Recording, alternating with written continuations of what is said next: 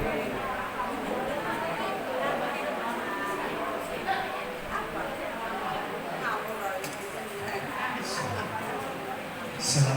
warahmatullahi wabarakatuh.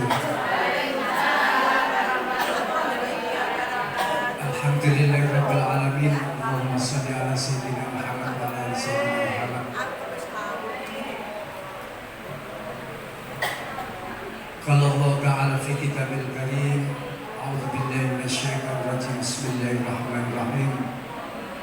Syahrul Ramadhan alladzi unzila fihi al-Qur'an hudan lin-nasi wa bayyinatin minal huda wal furqan. Wa qala ta'ala fi kitabil karim al-akhar fi ayatin ukhra ya ayyuhalladzina amanu kutiba alaikumus-syamu kama kutiba 'alal ladzina min qablikum la'allakum tattaqun. Terus pundi kabarin ibu-ibu sekalian, masih semangat untuk menuntut ilmu? Ini sudah memasuki hari kepinten 21. Mudah-mudahan di 10 terakhir ini mendapatkan maghfirah dan mendapatkan keberkahan dan mendapatkan Lailatul Qadar. Kita awali dengan baca salawat dulu. Ya Rabbi bil Mustafa balligh maqasidana waghfir lana ma madaya wasi'al karami wal habibul ladzi turja syafa'atuhu li kulli halin minal ahwali muhtahami Muhammadun sayyidul kaunaini was-saqalain wal fariqaini min urbin wa min ajami. Coba dites, tepuk tangan. Karena mencari ilmu itu harus gembira. Yang pertama, kita harus bersyukur kepada Allah Subhanahu wa Ta'ala yang telah melimpahkan rahmatnya, karunia-Nya sehingga kita bisa tetap menjalankan ibadah puasa di tahun 1447 Hijriah ini. Hadirin jamaah para muslimat Yayasan As-Salam Sambibulu Taman Sidoarjo. Syukur yang pertama itu fil qalbi, di dalam hati. Tembuti ibu sedaya dalam hati. Yang kedua bisa disampaikan dengan fil lisan, di lisannya. Jadi kita ucapkan alhamdulillahirabbil alamin. Kemudian bil alhan, yakni dengan tindakan. Kita bersyukur pada kesempatan ini bisa tersentuh hati untuk bisa semangat dan diberi karunia Allah tidak hujan sehingga tidak ada kendala untuk bisa hadir di sini. Ini sebagai bentuk dan wujud syukuran kita semuanya. Dalam firman Allah, Bismillahirrahmanirrahim, la in syakartum la azidannakum wa la in kafartum inna adzabi lasyadid. Jadi Allah akan menambah kemuliaan rizki kepada hamba-hambanya yang mau bersyukur. Akan tetapi yang tidak mau bersyukur, inna adzabi lasyadid. Jadi azab Allah sangat pedih. Ya. Buatan-buatan kendala ini, puasa ini lancar terus nih. Baik, ini saya kenalkan lagi, mungkin dulu sudah sampai kenal. Nur Aziz, ini hari-hari biasa ini mengajar di SMA Hantua 4 Surabaya, bidang studi pendidikan agama Islam. Kemudian ikut di komunitas dakwah Aswaja Indonesia. Ibu-ibu masyarakat muslimin muslimat, ini muslimat semua. Ada sejak. Jadi yang pertama, dengan kita bersyukur, kita berusaha mengisi momentum 10 hari yang terakhir ini, atau nanti kita sambil menunggu pengumuman kapan Idul Fitrinya. Artinya kadangkala itu sampai 29, kadangkala sampai digenapkan 30. Yang pertama, kemarin beberapa waktu hari yang lalu ini banyak yang menyelenggarakan nuzulul Quran. Jadi Quran itu patut untuk kita membacanya dengan kesungguhan.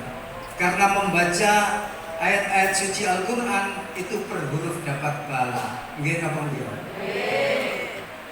Nabi Muhammad SAW bersabda, "Man qara'a harfan", barang siapa yang membaca satu huruf saja, min kitabillahi, dari kitab Allah. Di sini maksudnya ya Al-Quran itu.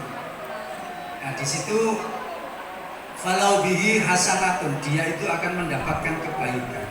Fal hasanatu, kebaikannya bi asri amthalia. Jadi satu kebaikan tadi menjadi 10 kebaikan, atau mengalami kelipatan atau mengalami tambahan mazid. Nah, ini kemuliaan Allah. La aqulu alif lam mim harfun. Jadi alif lam mim itu tidak dianggap satu huruf, akan tetapi walakin alifun harfun, walamun harfun, wa mimun harfun. Jadi alif hitung sendiri itu satu huruf, lam satu huruf, dan mim satu huruf. Niki napa momentum Ramadan ini wonten sing sampun khatam. Harusnya yang pribadi, alhamdulillah, menyenangkan sekali. Jamaah assalam yang berbahagia. Sekarang ini banyak sekali bahkan menjamur pesantren-pesantren atau lembaga pendidikan tahfidzul Quran. Niki membuktikan bahwa perhatian terhadap Al-Quran ini sangat tinggi, terutama di negeri kita Indonesia ini. Di Surabaya ada pesantren Sulaimaniyah, terus pesantren Darul Hijrah, macam-macam banyak. Nah, kemudian sebagai saya senang sekali, kebetulan putri saya juga ikut menghafal Al-Quran di pesantren As-Sadili Malang, khusus tahfidzul Quran meskipun harus sekolah umum. Dan alhamdulillah lantaran keberkahan tahfidzul Quran ini, saat ini sampun semester 2 di UNESA dengan jalur prestasi tahfidz, alhamdulillah beasiswa tidak bayar UKT atau SPP. Mudah-mudahan ini menginspirasi putra putri dengan yang menghafal. Nah, jadi kemudian kula sempat mengajar di Sekolah Tinggi Dakwah dan Komunikasi Islam di daerah Teluk Buli, Perak, Surabaya. Itu santri-santrinya itu kebetulan putra semua, dan dijaring berapa hafalannya, dijaring untuk jadi mahasiswa, mendapatkan beasiswa sampai lulus. Jadi target lulusnya, wisudanya, beberapa hari yang lalu kula nderek wisudanya dan Diagra Gramedia Surabaya. Nah, jadi syaratnya harus lulus 30 juz. Kalau kuliahnya, mata kuliahnya sudah selesai tapi 30 juz dereng mantun hafalannya, ya harus tertunda. Jadi ini semangat semarak anak-anak muda untuk belajar Al-Quran ini patut kita acungi jempol, dan mudah-mudahan mereka lancar.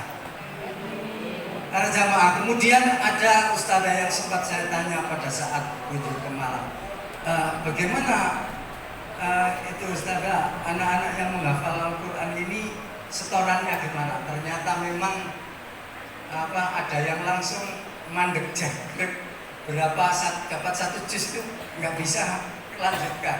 Jadi nonton suka dukanya. Ada yang dapat berapa juz 2 juz 3 juz kan bertahap. Itu banyak yang menangis nggak bisa melanjutkan. Nanti tasbih atau itu ditunda lagi. Itu perjuangan ini yang menghafal sangat antusias. Dan bagaimana yang hanya membaca saja, tentu saja harus tetap semangat. Nah, membaca ayat-ayat suci Al-Quran bagian dari ibadah.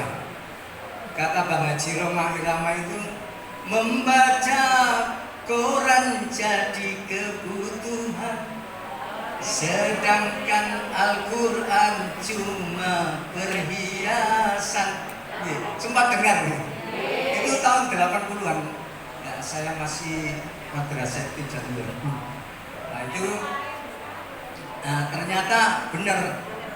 Kalau baca Quran ya nilai ibadahnya hanya pengetahuan. Tapi kalau Al-Quran, kemudian tahun 80-an berapa itu beredar ada yang mencoba mengurangi huruf atau dari ayat itu ketahuan.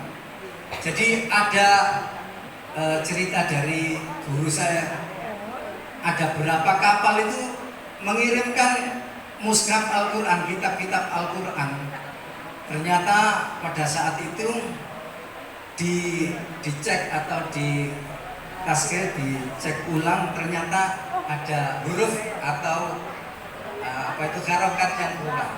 Jadi banyak yang waktu itu diceritakan lalu dibakar supaya tidak menjadi pengaruh bagi yang tidak tahu kelengkapan Al-Quran. Jadi inilah sebagai bukti bahwa Al-Quran ini dijaga oleh Allah Subhanahu wa Ta'ala. Di ayat ini, Bismillahirrahmanirrahim, Inna nahnu nazzalna dzikra wa inna lahu lahafidun. Kami nazzalna dzikra, yang menurunkan adzikr ini nama lain dari Quran. Al-Furqan juga Al-Quran. Wa inna lahu lahafidun, dan kamilah yang menjaganya. Buktinya ada yang mencoba mengusiknya langsung ketahuan. Ketahuan, langsung ketahuan. Dan apalagi sekarang ini kalau jangankan se-Indonesia, se-Sidoarjo saja ini yang hufat para hafid banyak sekali. Ini sebagai bukti bahwa Allah memberikan penjagaan, memberikan kemampuan hamba-hambanya untuk menghafal Al-Quran, sehingga kalau ada yang mencoba untuk membuat Al-Quran ini menguranginya ataupun yang lainnya untuk harokatnya ditambahi atau dikurangi, akan ketahuan. Beberapa hari yang lalu ya nuzulul Quran banyak yang melaksanakan secara baik kajian maupun pengajian. Kehebatan Al-Quran diantaranya adalah diturunkannya Al-Quran itu bulan apa? Ramadan. Dan bulan-bulan yang mulia itu ada 1 bulan Muharram, kemudian Dzulqa'dah, Dzulhijjah dan Rajab. Dulu ketika Ramadan ini belum naik daun. Kenapa kok bisa naik daun? Posisi Ramadan ini menjadi rajanya bulan dan menjadi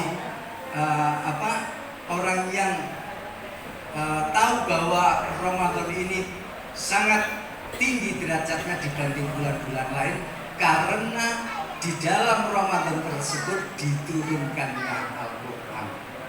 Di Ramadan turun Al-Quran. Nah, karena kemuliaan mujizat baginda Nabi Muhammad kemudian bisa diajarkan, maka akhirnya menjadi utama. Para jamaah semua pernah dengar sahabat namanya Zaid bin Sabit? Pernah dengar? Kita pakai biar suasananya kajian, ngaji. Siapa yang ingat waktu belajar di madrasah dulu Zaid bin Thabit. Ini sebagai apa? Menulis.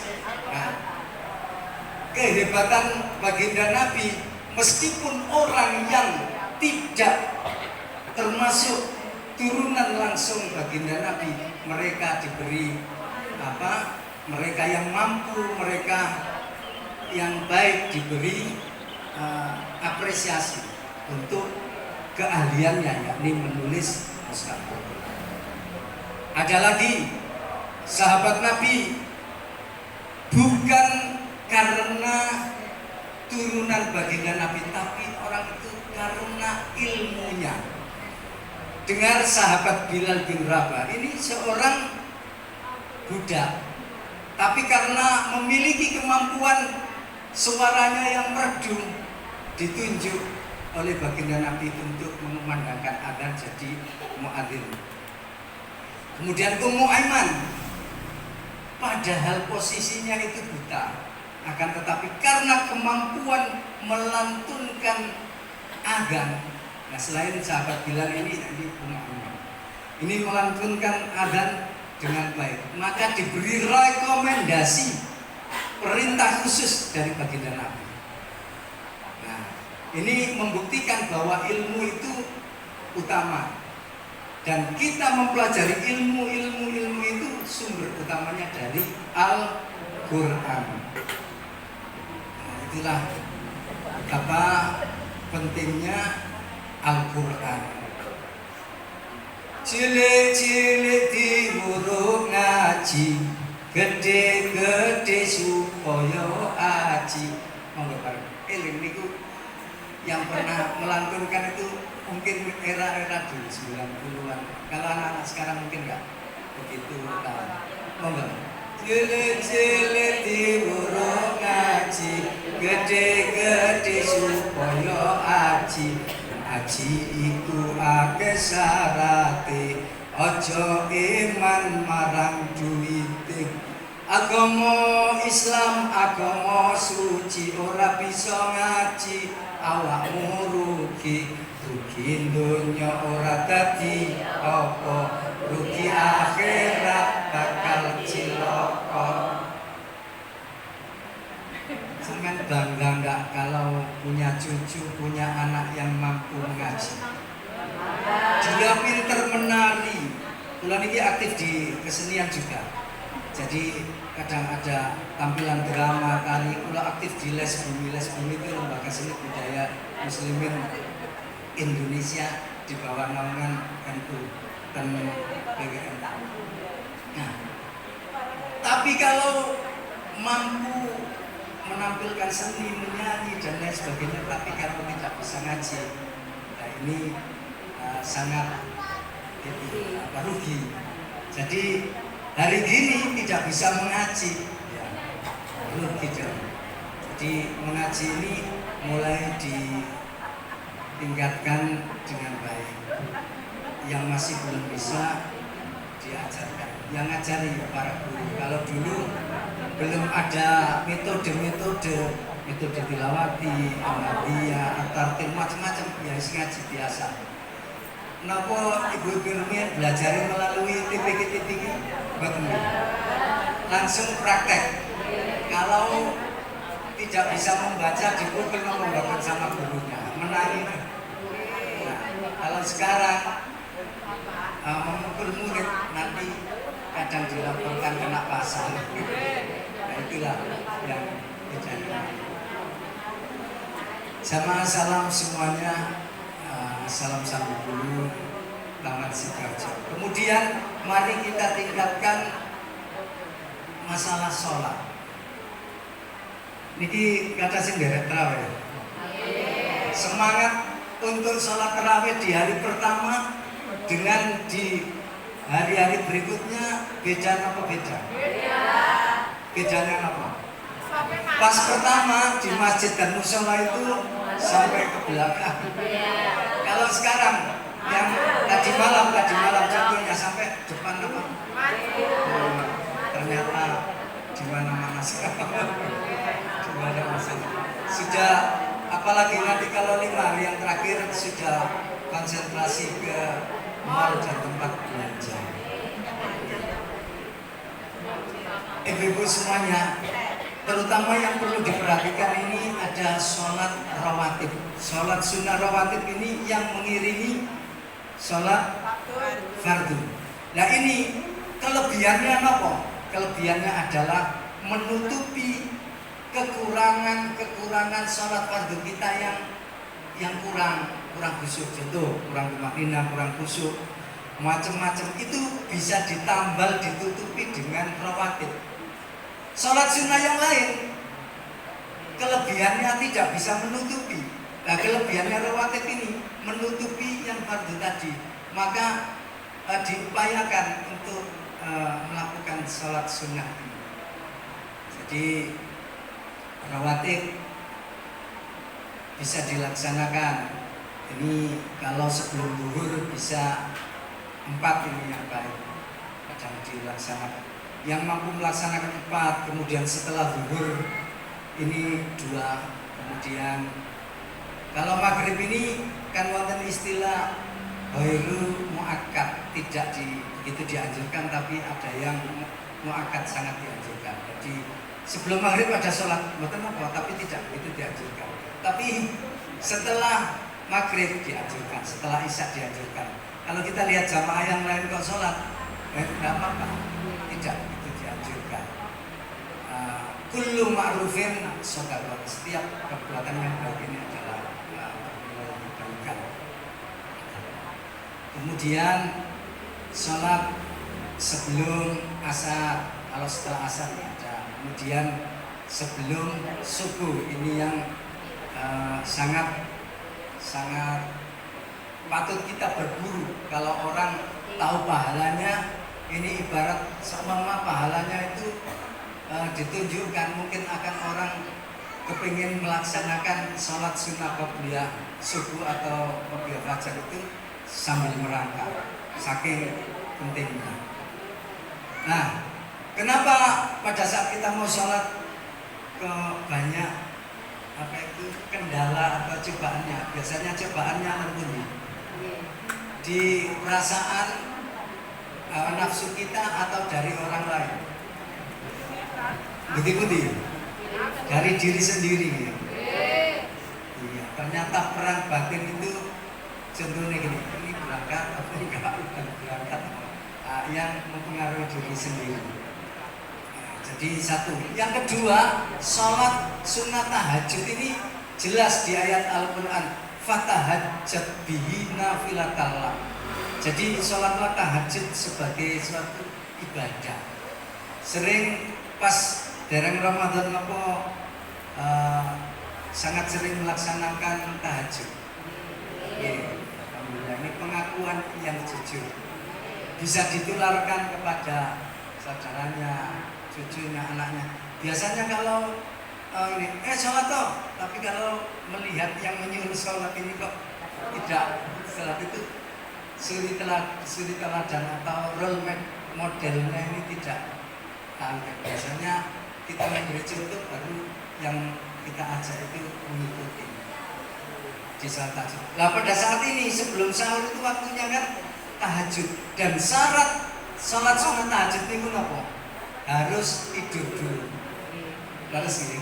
Nah seumpama langsung ya itu namanya syarat ya harus dipenuhi. Seumpama ngantuk, sak seliran ya tetap itu sudah memenuhi syarat. Jadi sudah tidur, kemudian sholat tahajud karena pahalanya sangat tinggi. Harapannya, wah sholat fardu aja kadang-kala jarang jamaah, sholat fardu juga seringkali cepet-cepetan.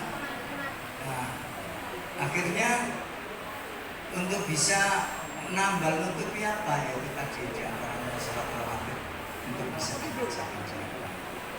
Pernah dengar qasidah yang sering dinyanyikan era lama oleh pengarangnya Haji Abdul Hamid yang subuh kesiangan itu hafal. Suasananya biar ada kegembiraan, mari kita nyanyikan bersama subuh kesiangan. Apa itu? Apa? Ikuti aja. Satu, dua. Subuh kesiangan, zuhur dalam kerepotan, asar di perjalanan, maghrib kecapean, isya ketiduran. Kapan sholat? Itu sindiran, tapi mudah-mudahan kita terjauhkan dari yang demikian. Jadi niku sindiran. Kalau bahasa sastranya itu majazi, sindiran. Ada hadis menyatakan al jannatu tahta min aqdamil ummahat, bahwa surga itu di bawah telapak kaki ibu. Loh, kemudian anaknya cari, coba Bu tak beloke, telapak dengan anak surga tambahan. Nah ini bagi orang yang belajar tafsir hadis itu ada istilah bahasa majazi atau metafora atau gaya bahasa kalau belajar bahasa Indonesia. Jadi ada maksudnya di situ itu perumpamaan saking hebatnya seorang ibu. Hai manusia, hormati ibumu yang melahirkan dan membesarkanmu. Darah dagingmu dari air susunya, jiwa ragamu dari kasih sayangnya. Nah, ini kalau dilanjutkan nanti bukan kajian tapi nyanyi. Nah, jadi itu hanya mendukung. Ternyata inspirasi Bang Haji Roma Irama itu dari memahami ayat Al-Quran, kemudian perilakunya, kemudian syairnya bertahan lama. Jadi kembali. Jadi sholat niki karena yang dihisap pertama kali itu sholat. Murid saya itu kadang tanya, Pak, ini apa? Oh dia itu baik sekali Pak, suka berbuat baik begini-begini, tapi nggak sholat. Ukuran utamanya itu di sholatnya. Sholatnya api itu amalia-amalia lain baik. Rezeki saya kok seret ya itu. Dilihat dulu, napa rezeki kok seret ndono Kak rasanya belum terkabulkan, yaitu karena mungkin doanya belum memenuhi syarat. Ud'uni astajib lakum. Ini firman Allah, kita harus sangat percaya bahwa setiap doa itu mesti dikabulkan oleh Allah. Saya sudah berdoa, ya Allah, sudah nangis-nangis, tapi hari-hari biasanya itu sholat aja kadang-kadang. Nah ini nggak memenuhi kriteria. Nah itu harus memenuhi kriteria, diantaranya itu tadi menghindari dosa-dosa. Nah, terutama kalau menghindari tarkus sholat ini sulit. Makanya ada orang itu, jenengan doakan gitu, yang yai nggak doakan ke orang tua. Ya karena apa? Itu sudah punya ini orang tua yang sering khusus sholatnya kepada orang minta doa. Tapi itu tadi loh, ini bertahun-tahun doa belum penuhi. Ada kalanya pengkabulan doa itu dari Allah bisa ditaruh pada saat di akhirat, dibalas di situ. Terus di keterangannya di hadis itu, jadi loh doa saya itu donos ini sedurung terkabulkan. Ada pengkabulan doanya itu lewat hamba-hambanya itu tidak kena musibah. Contoh gitu, mari dono minta kaya, miskin ajar kaya, terus kemudian dia itu sakjane saat itu jadwalnya waktu tersebut itu kena musibah pas ada gempa atau pas bepergian bisnya malik dan lain sebagainya. Tapi orang ini itu selamat. Nah ini diantaranya tidak mesti berupa uang, tidak mesti berupa harta, akan tetapi diselamatkan oleh Allah. Itulah jawaban dari doa yang sering dibaca. Jadi tidak mesti berupa uang, tapi harus yakin bahwa doa itu pasti diijabah, karena Allah sendiri yang berfirman, ud'uni, berdoalah kalian semua, astajib lakum, akan aku ijabah, akan aku kabulkan. Jadi harus percaya orang kan, harus orang ya sangat harus percaya pada Quran firman-firman Allah. Kalau tidak percaya bisa kafir. Jadi itu diantaranya. Dan sholat sendiri punya makna kan doa. Di dalam sholat kan banyak bacaan yang mengandung doa. Lurus apa lurus? Jadi banyak sekali doa-doa yang ada di dalam bacaan ketika sholat. Jadi sholat ini perlu perhatian khusus sama ibadah-ibadah yang lain ini. Ibu-ibu dan saudara-saudara semuanya itu memperhatikan, tapi porsi untuk memperhatikan sholat ini yang harus diutamakan. Memang sangat berat untuk dilaksanakan. Pengaruhnya berat itu karena melawan hawa nafsu itu. Tapi kalau badan sehat sebetulnya nggak berat, tapi melawan hawa nafsu itu yang sangat berat. Jadi sholat. Man tola umruhu hasuna amaluhu. Barang siapa yang panjang umurnya dan hasuna amaluhu, amal-amalnya baik, ini yang utama. Jadi umur panjang, kemudian amal-amalnya banyak sekali. Terutama juga perhatiannya terhadap sholat. Nah, sholat ini sangat utama. Yai Marzuki Mustamadun itu ketua BWM, kebetulan beliau ini masih famili. Kalau masih famili karena bebek saya yang dari Lamongan itu lulus IAIN Malang itu diperistri oleh Yai Marzuki. Itu pernah cerita begini, Yai Mahfud gurunya Bapak NU di Malang itu dulu sering sholat itu di tempat Sak Mama di tekel yang sering dipakai sholatnya itu. Pada saat wafat ini saking cintanya tempatnya saja itu seneng menanggoni orang sholat sampai retak teknik sulit itu. Maksudnya nekat tadi diumpamakan bahwa kepingin dibawa ikut serta ke makam untuk dibawa ke sana. Saking pengaruhnya sholat itu yang sangat hebat. Kemudian menerangkan begini, andaikan ada orang kalau tidak minum itu mati. Ini andaikan ada orang sakit, andaikan dia tidak minum air itu bisa mengakibatkan mengangkat nyawanya. Terus perbandingannya satu, ini ada air tapi ini mau sholat, yang didahulukan yang mana? Ternyata saking pentingnya sholat, maka air tersebut harus dipakai sholat daripada pembandingannya saking pentingnya sholat tadi. Jadi mendingan dipakai wudhu untuk sholat daripada diberikan minum pada orang yang ambil sekarat itu tadi. Ini pemahamannya itu karena saking pentingnya masalah sholat itu tadi. Jadi sholat ini sangat utama dan kita ini mengevaluasi di sholat-sholat yang kemarin kemudian istighfar kemudian diperbaiki. Itulah betapa pentingnya kita sholat. Dan sholat itu kalau sholat tarawih dan mriki cepet nopo lambat lingkungan ibu-ibu kira-kira 20 rakaat ditambah witir 3 itu sekitar 15 menit atau 10 menit atau setengah jam. Yang pengalamannya mungkin setengah itu unik ya, standar.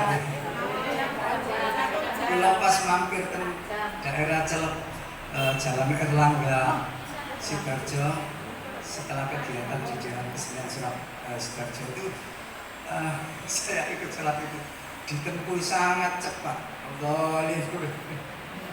Ada yang seperti itu. Kemudian saya pernah mengalami di sholat di masjid lain, kemudian pernah sholat ke masjid ya sambil mencari suasana ke Masjid Ampel Surabaya, yang Masjid Sunan Ampel itu bacaannya panjang, tapi banyak sekali kalau tinggali para jamaahnya itu nggak mengeluh gelap karena yang membaca juga enak. Nah, itu terus satu, yang kedua karena yakin bahwa ini karomah yang didirikan oleh wali, jadi pengaruhnya. Jadi suasana sholatan Masjid Ampel dengan ini masjid yang besar, Pulau Sering berikut Masjid Nasional Al-Akbar. Suasana kayak berwisatanya itu ada di Al-Akbar, tapi kalau suasana batin, ya, ritualnya tidak seperti yang di Ampel. Dengan cepat saja, oh sholat di Masjid Cengho dengan di masjid ini bagaimana? Di Masjid Agung Sidoarjo sama di masjid saya. Nah, ini ada itu pembanding-pembanding untuk mengajak supaya kita lebih khusyuk dengan suasana itu juga perlu. Sholli wa sallim daiman ala Ahmada, sholli wa sallim daiman ala Ahmada, wal ali wal ashabi man qad wahada, wal ali wal ashabi man qad wahada. Niki syairnya itu bebas biasanya. Ayo para kanca merhatekno salat, karena salat itu sangat utama. Jadi syair juga bisa, yang penting untuk pesan apa yang ingin disampaikan. Yang terakhir yang perlu kita tingkatkan lagi ini zikir. Napa Bu? Bahasa Jawa zikir itu napa? Bahasa Jawa zikir itu napa? Ingat, eling. Amenangi jaman ten edan, sapa sing ora edan ora keduman. Sak bejo-bejone wong kang bejo yaiku wong kang eling lan waspada. Niku wau serat, cuplikan serat yang dikarang ditulis oleh seorang pujangga Islam. Siapa namanya? Siapa yang tahu? Namanya Raden Ngabei Ronggowarsita. Eling lan waspada. Ternyata eling di sini tuh ya eling marang Gusti Allah. Inilah orang-orang yang walaupun zamannya edan tapi gak terpengaruh dengan keedanannya. Ini orang yang ingat kepada Allah. Kemudian contoh berikutnya, sampun sering dengar kisah Fir'aun. Istrinya Siti Asia itu kan iman kepada Allah. Kemudian Fir'aun ini orang musyrik, bahkan mengaku Tuhan. Tapi di lingkungan yang meskipun itu banyak orang-orang musyrik, tapi imannya tetap terjaga. Nah inilah kehebatannya. Ketika Nabi Musa diterangkan bahwa di situ kemudian diasuh oleh Fir'aun yang sejak bayi itu di situ, ternyata juga tidak terpengaruh. Di situ diasuh oleh Siti Asia. Jadi tempat niku sangat perlu diperhatikan juga, tapi tidak selalu menyalahkan tempat. Tempat elek kita sulit. Kata ilmuwan itu gini, meskipun 1000 kejahatan di sekeliling Anda, sama mami saya tinggal di sini di dekat lokalisasi, banyak di situ pelacuran, kemudian banyak orang minuman keras yang lain sebagainya. Meskipun banyak 100 kejelekan mengelilingi, tapi kalau pintu kejelekan tadi itu tidak kita ketuk, maka kita ada terpengaruh. Maksudnya walaupun kejahatan di sekeliling kita, tapi kalau hati kita tetap teguh pendirian, maka tidak akan terpengaruh. Dan itu sulit. Jadi kalau imannya kuat, zikirnya banyak, ya itulah di antara. Satu, kemudian pada saat doa itu zikir tadi itu banyak istighfar. Orang banyak doa itu langsung, ya Allah dengan Pak Indah. Padahal dianjurkan kan memuji Allah dulu. Allah itu sangat suka dipuji. Subhanallah. Terus bacanya ini harus benar. Kadang kita mendengarkan di sekeliling kita setelah sholat itu halo, belah, apa? Ini arti ini dan ini tidak benar. Si benar itu walaupun agak lama tapi jelas. Subhanallah, alhamdulillah, Allahu Akbar.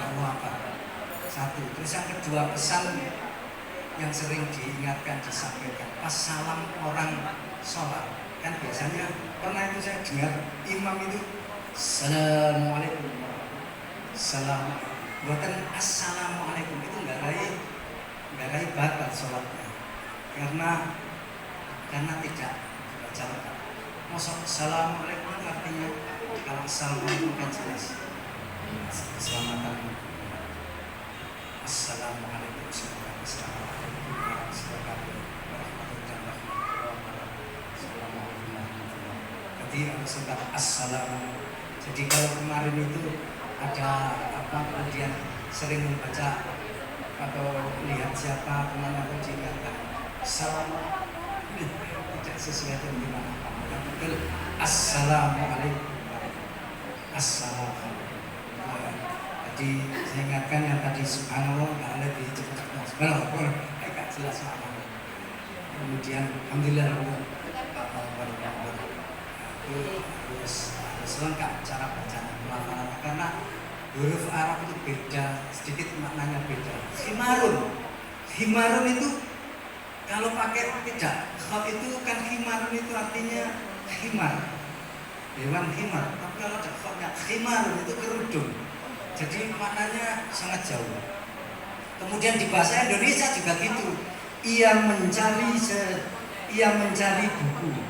Ia mencuri buku. Ganti A dengan saja kan maknanya beda. Jadi itulah ada kata-kata gini. Rajala rajulun rijla rajulin. Orang pakai rajala wis mlaku sapa rajulun mana rijla rajulin mincak sikile wong. Laler lari menclok rolas nang nisor lorel. Itu kalau mencoba gini, kepala diurut kelapa diparut, kelapa diurut kepala diparut, kepala diurut kelapa diparut ini. Jadi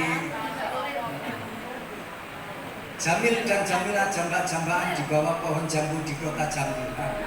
Apa ada kata-kata jadi supaya memahami, jadi dari kata itulah penting. Kata siapa nama itu tak penting. Ada lagunya itu apa arti sebuah nama? Ya jelas sangat punya arti. Sambut ya. Oh telas. Oke, mari kita akhiri dengan karena mudah-mudahan yang pertama kita bisa meningkatkan Al-Quran, kemudian bisa meningkatkan sholat dan terakhir bisa mikir dengan baik. Mari kita akhiri dengan doa. Bismillahirrahmanirrahim. Allahumma sholli sudurana wastaqbilana wa ummin khafana wa khtim sholihati a'malina wa taqabbal du'ana ya Allah wa taqabbal du'ana ya Allah. Allahumma inna nas'aluka imanan wa yaqinan shadiqan wa ilman nafi'an wa rizqan wasi'an halalan thayyiban maqbulan wa tijaratan lan tabura ilahi anta maqsudu wa ridha wa matubi ilahi anta maqsudu wa ridha wa matubi ilahi anta maqsudu wa ridha wa matubi rabbana atina fid dunya hasanah wa fil akhirati hasanah wa qina adzabannar subhana rabbika rabbil izzati amma yasifun wa salamun alal mursalin walhamdulillahi rabbil alamin amin ya rabbal alamin al-fatihah a'udzu billahi minasy syaithanir rajim bismillahirrahmanirrahim alhamdulillahi rabbil alamin arrahmanirrahim maliki yaumiddin iyyaka na'budu wa iyyaka nasta'in ihdinas siratal mustaqim siratal ladzina an'amta 'alaihim amin amin ya rabbal alamin. Terima kasih dan mohon maaf. Wassalamualaikum warahmatullahi wabarakatuh.